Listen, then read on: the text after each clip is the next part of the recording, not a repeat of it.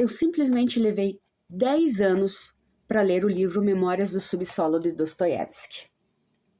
Esse livro aqui tem 100 e poucas páginas.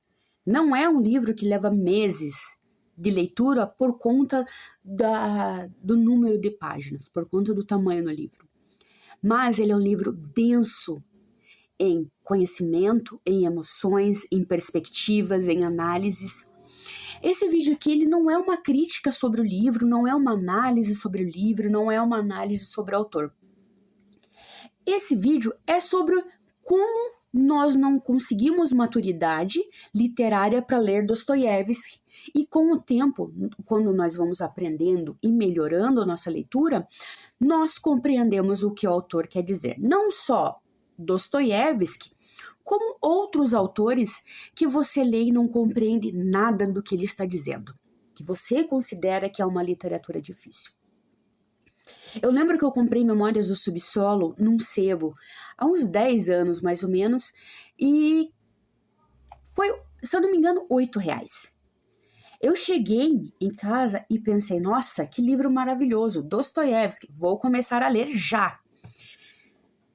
Mas tive uma surpresa. Ao abrir o livro e começar a ler, eu não estava entendendo absolutamente nada. Eu não compreendia o que o autor queria nos passar.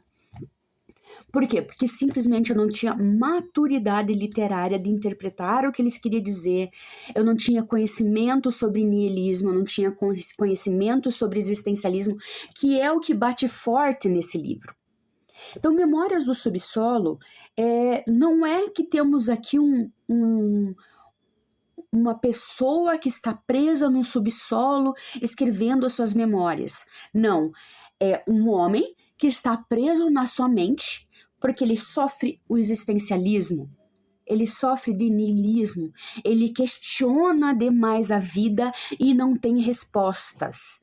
Então ele é um homem amargurado e infeliz. O próprio narrador, que não tem nome e é o foco principal dessa história, ele se considera um homem desagradável e um homem mau. E ele sente prazer nesses adjetivos que ele próprio se deu. Então, esse vídeo não é uma análise desse livro, mas o quão nós precisamos de maturidade para compreender os diversos autores que nos rodeiam. Memórias do Subsolo é uma literatura densa. Uma literatura densa resumida em um pouco mais de 100 páginas. O nosso autor principal, ele tem as suas crises existenciais, ele vai narrando o seu cotidiano, o seu dia a dia. E o quanto ele é infeliz, o quanto ele é desagradável e mau, e ele não entende o porquê das pessoas terem prazer em ajudar as outras, serem felizes, acordarem cedo, né? E essa felicidade de algumas pessoas. Existem várias etapas aqui que ele faz questão de ser desagradável. Ele sente prazer em ser desagradável. Em uma situação, ele entra num bar simplesmente para arranjar confusão. Ele estava lá com um problema de fígado e ele não queria ir ao médico porque ele queria sentir a dor, ele sentia prazer na dor. A realidade aqui é que ele vive um existencialismo.